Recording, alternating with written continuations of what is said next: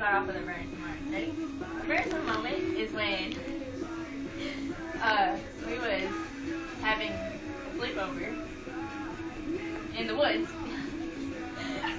It was around 3 o'clock in the morning. We were walking around. She fell down a hill.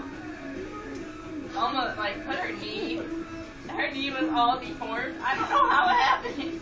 She was like, "Hannah, call 911, call 911." I was like, "Tori, just go to bed." So we went back to the campsite. We laid back down and went back to sleep. Another embarrassing moment. I'm not gonna get there.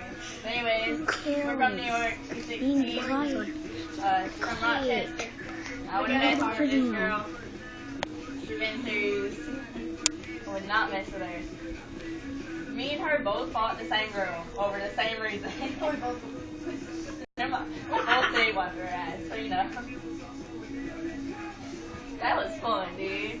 The week back, she got hurt. Fuck you, Amanda. The week back, you got your ass whooped. You better know that. Yeah, you can say around school that you gave me a black eye.